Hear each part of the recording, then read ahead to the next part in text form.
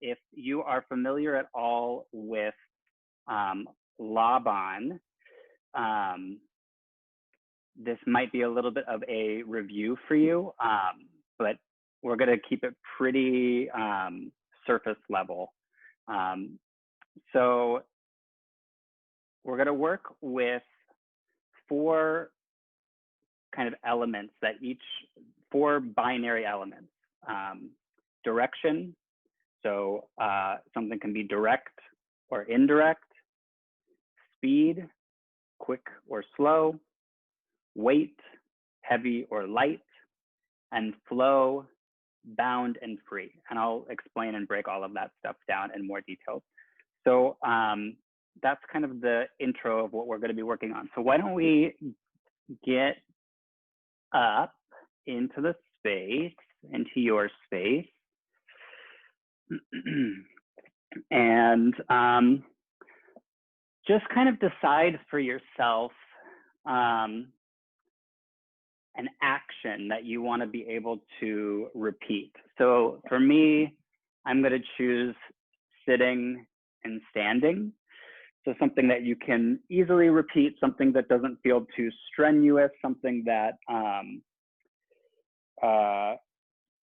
you could repeat over and over again for a while, as we're going to be in this for a while.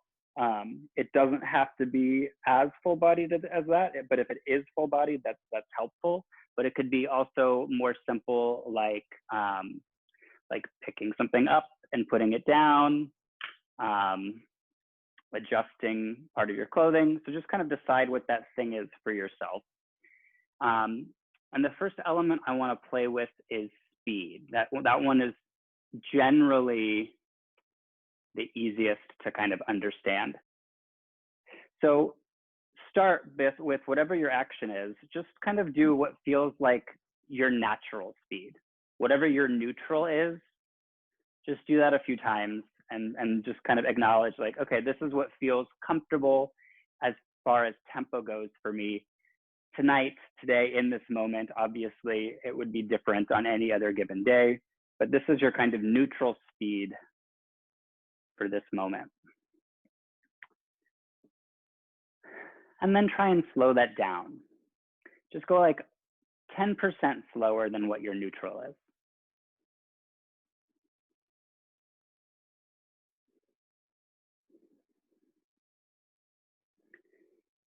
And if you do find yourself getting like completely bored with a certain action, feel free to switch it up. But it is good to repeat it for a while so you can really start to kind of understand that action.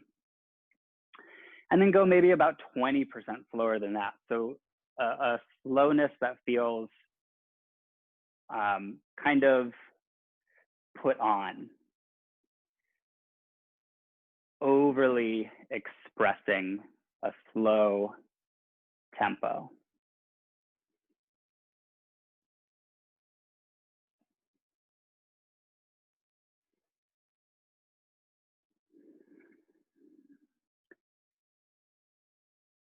And then start to even go towards what might feel like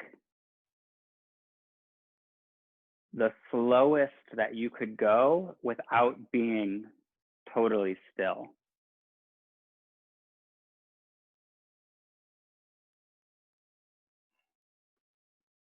Just noticing what has to happen in your body to make those changes.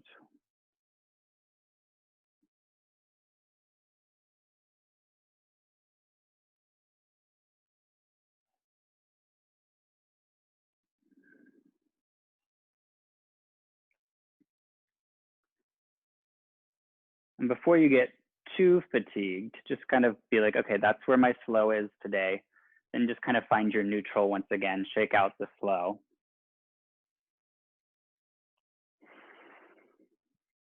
And then go about 10% faster.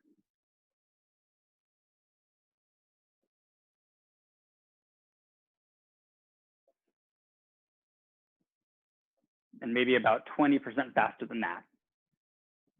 Going towards what feels like is going to be your fastest for tonight. Always going at whatever the maximum is that still keeps you safe and in control.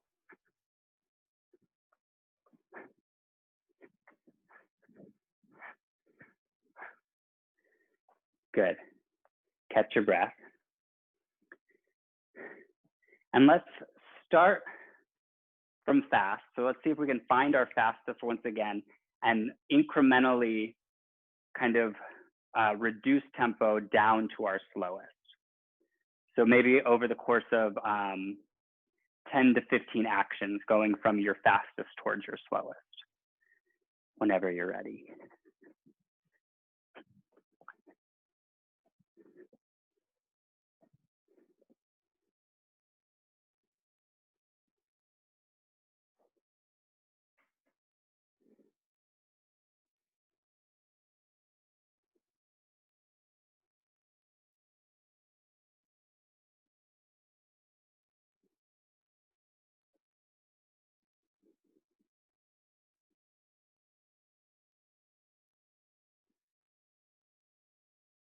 When you're done with whatever feels like the last one of your slow, just come to a neutral position. Good. Good. So we've woken up the first, oh, my earpiece. The first element, speed, from fast to slow, that scale. Now let's wake up weight. So we have light to heavy on the scale of weight. So let's start with light. Or sorry, let's start. We've already said hello to like what our neutral feels like, right? What our neutral tempo feels like. We can also acknowledge what our neutral weight is. So this is just kind of like, without thinking about weight or the scale of weights, this is whatever that neutral action is for you. Now I want you to think about being as light as possible, like you're a balloon or you have helium in you. So what is the lightest you can do that action?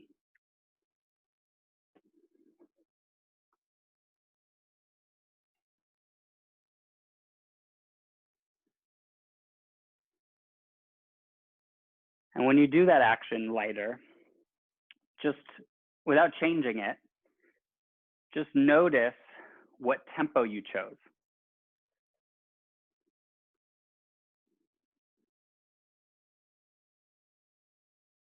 Looks like most of us chose a slow tempo. Maybe all of us chose kind of a slow tempo to be lighter. So let's see if there's a way to do the same action with a quick tempo, but stay as light as possible.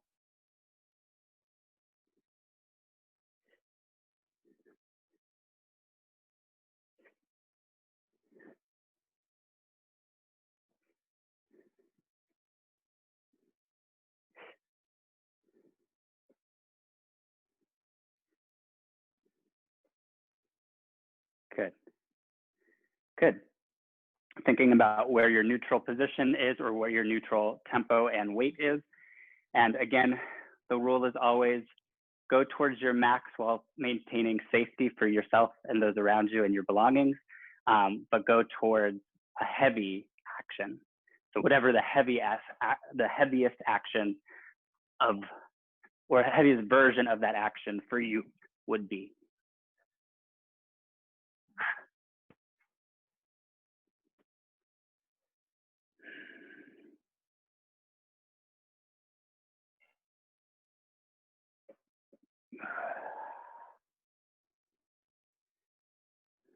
And again, you can play with tempo. So if my instinct was to kind of drop heavy and fast, but what if I could plant heavy into my body and be heavy and slow? That's another option.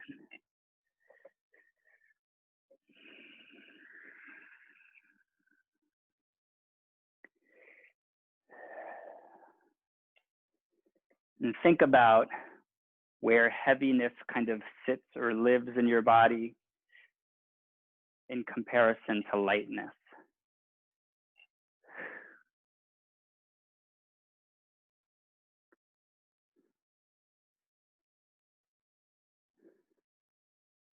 And then you can kind of choose whatever tempo you want, where you can fluctuate your tempo throughout.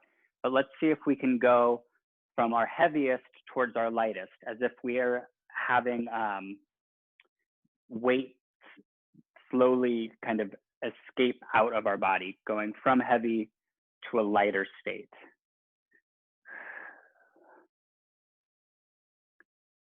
Again, let's take maybe about 10 to 15 actions, depending on, sometimes I feel like I want to try one again and be a little bit clearer with my intention, but somewhere between 10 and 15 to go from heavy to light, trying to kind of feel the in-between, feel the scale shift from heavy to light.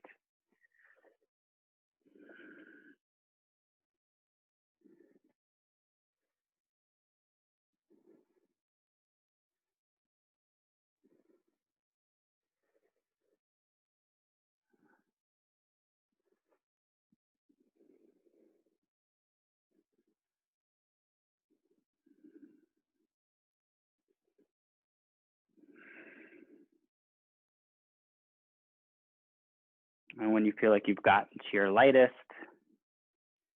finish that, and then come back to neutral.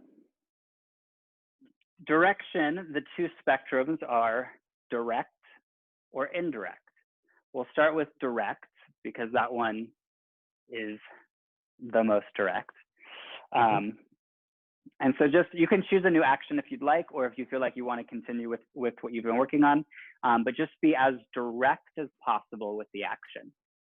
So there's a clear intention in your physicality, a clear spatial trajectory that you're working in that has an A to B in its most linear kind of way. And you can notice if being direct sends you into a certain tempo. You can notice if being direct sends you into a certain weight state. You can play with changing those up as well.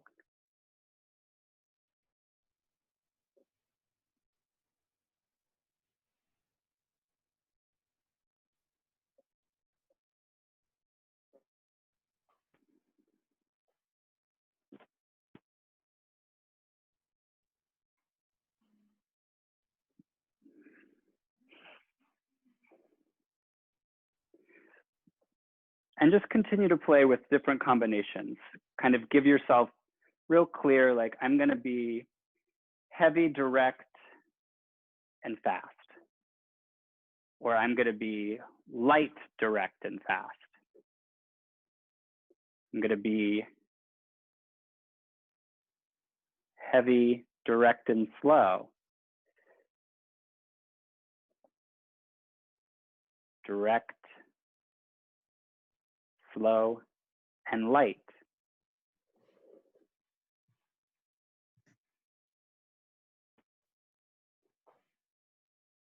And then again, just kind of check in with what is your neutral direct feel like.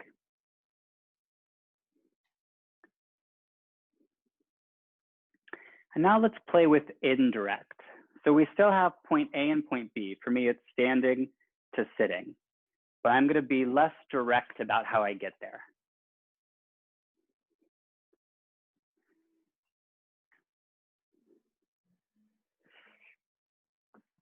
And this, for me, opens up lots of new options.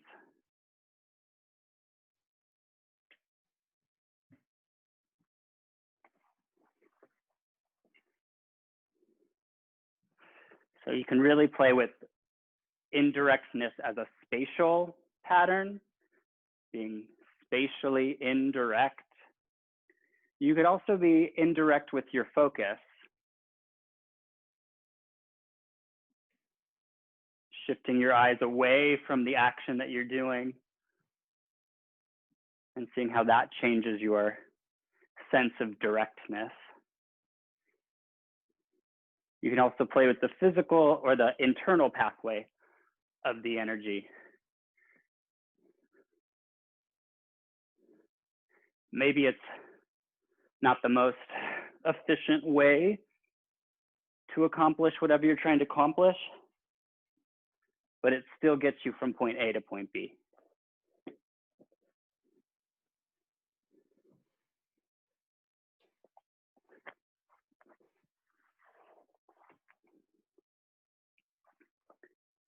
Now, for me right now, indirectness is opening up a lot of choice and a lot of potential.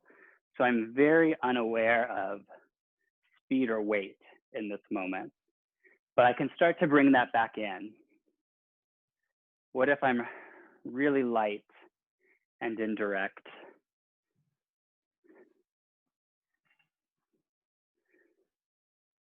What if I'm really heavy and indirect?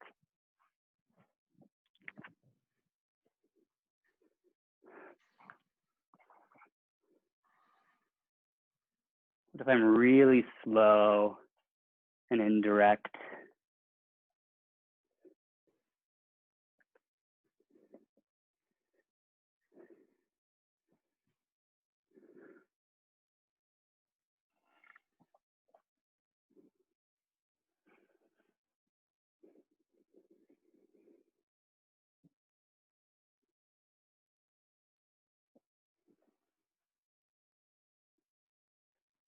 And then what does it feel like to go from being very indirect like we are now and seeing if we can incrementally become more direct?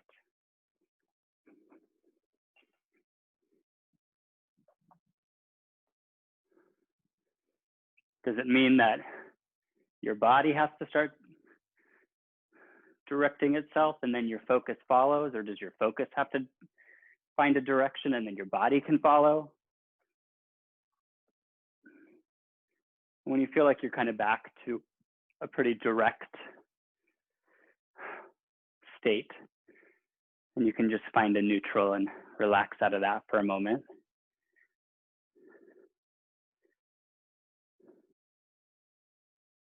Cool. Cool. So our last one, our flow state is what he calls it.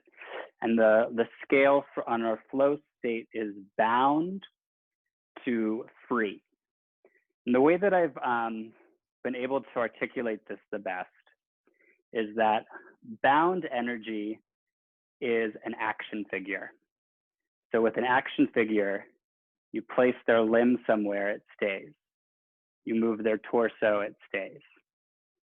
You rotate their wrist, it stays. And the pathway between shapes is also bound. So bound to me is like an action figure. Flow is more like a rag doll. You lift the limb and it doesn't have as much kind of control on the way there or the way back. There's kind of the initiation point, but everything else is a little bit, its pathway is less defined. When I'm in a free flow, I can be a little bit more surprised with where I end up. Whereas when I'm in a bound flow, I know exactly where I'm going to be at all times. When I'm in a bound flow, someone could say pause at any moment, and I'd be able to just hold my position. If I'm in free flow, if someone says pause, there's going to be a certain amount of kind of recovery involved before I find stillness. Is that making sense? Cool. So let's start with bound. And just take your action and be as bound as possible. And really kind of scan the whole body and notice, are there places where, like if I'm just relaxing my wrist, is there some freedom in my wrist here? Can I make that more bound? Are my eyes free? Can I make that more bound?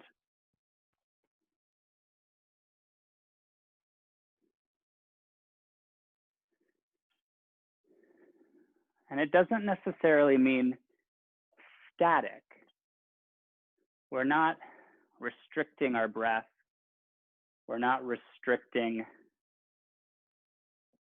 our joints' ability to fold and articulate.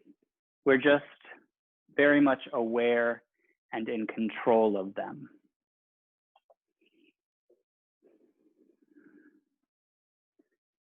And in our bound state, can we play with being indirect?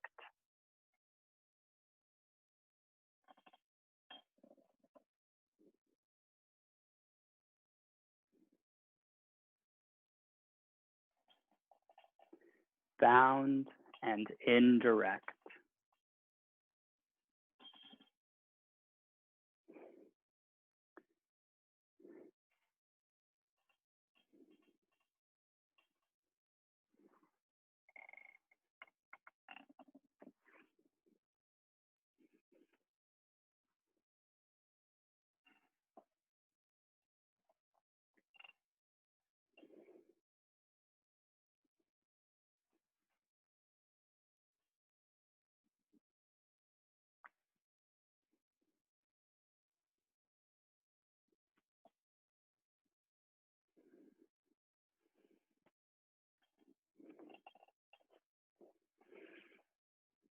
And then just start to free up one thing at a time.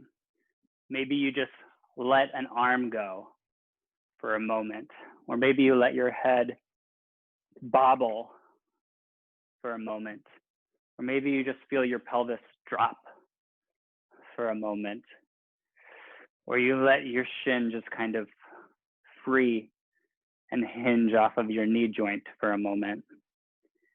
Until you can start to integrate even more of those ideas into a more free state. And let's stay indirect for a while as we explore free, building into a free and indirect exploration.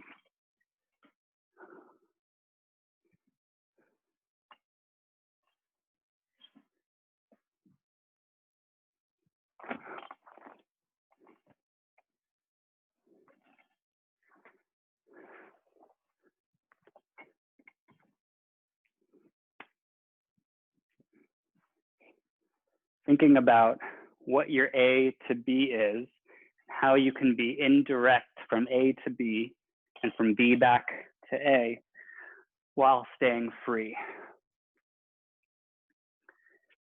When you feel like you've found that, try and keep the freedom, but start to become a little bit more direct.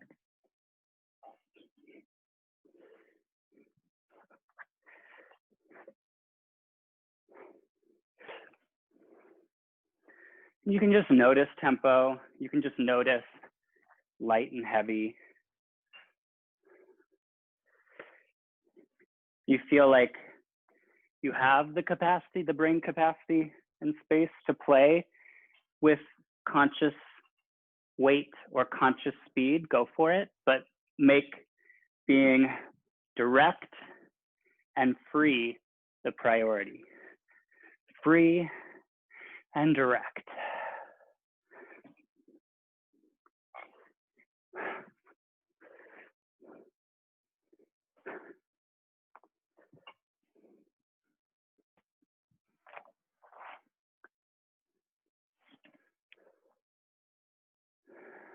And then just start to let that subside. I'm going to give you the efforts first, and then we'll talk about his word for it. So the first thing is direct, quick, heavy, and bound. So you can use the same action you've been using, or you can come up with a new action, but think about something that's direct, quick, heavy, and bound. Direct, quick, heavy, and bound.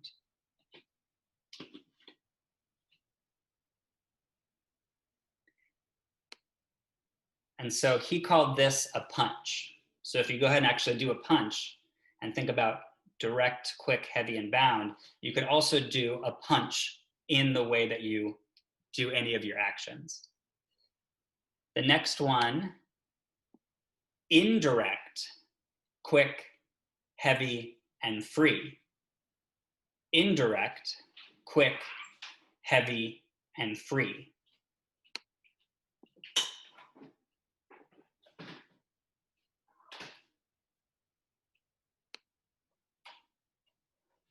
Nice. And so Laban called this a slash. So if we think about slashing like a sword through something, there's kind of like an indirect line. It has to be quick and heavy, and there's a freedom to it.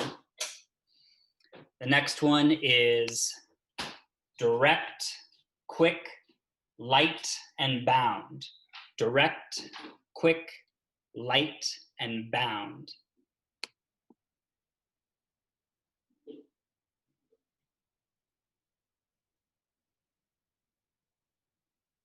And Laban called this a dab. Think about dabbing something. Direct, quick, light, and bound. Then we have indirect, quick, light, and free. Indirect, quick, light, and free.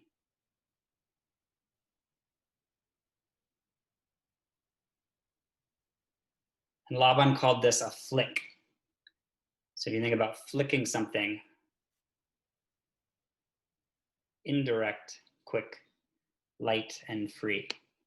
For the last four, I'm going to go in the opposite direction. I'm going to tell you what the word is, and then I'll tell you what the efforts are. So we have a press. Think about pressing something. A press is direct, slow, heavy, and bound. Direct, slow, heavy, and bound. Then we have a glide. A glide, he said, is direct, sustained, or direct and slow, light, and free. I always think about like trying to glide a piece of paper. So you direct it somewhere, it slows down when it hits the air, it has a lightness to it, but in its path, it's free. This is different than the next one is float, because a float is more indirect. So a glide was direct. A float is still slow, light, and free, but it's indirect, kind of like a bubble.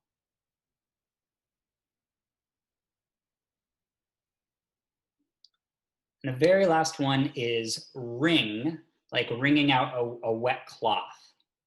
This one is slow, heavy, and bound. So if you think about the action of wringing out the cloth, slow, heavy, and bound, and it's also indirect. So I think about the actual fabric being wrung indirectly and the kind of water being squeezed out in an indirect pathway.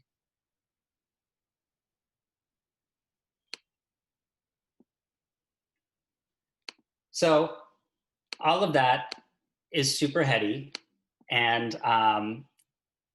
not something that I would expect anyone to memorize that hasn't been studying this for many years. But I think it's interesting to just kind of try on this idea of putting language to movement. And we're going to play a little bit more with it when we come back. Punch. Punch is direct, quick, heavy, and bound. Slash. Indirect, quick, heavy, and free. So it needs to be heavy enough to slice through something, but it has that kind of indirect freeness to get through it as well. Dab is direct, quick, light, and bound. Thinking of like a quill into ink. Just dab. Then we have flick. Indirect, quick, light, and free. Indirect, quick, light, and free for a flick. Press, direct, slow, heavy, and bound. That one's usually pretty clear for most people. Glide and float can get a little bit tricky. Glide, I think about the piece of paper, so I direct it across. It picks up the air and it slows down, and then it's light and free in the air as it glides. Float, on the other hand, is indirect like a bubble. Still slow, still light and free. And then ring, indirect, slow, heavy and bound. Ring with a W, like wringing out water.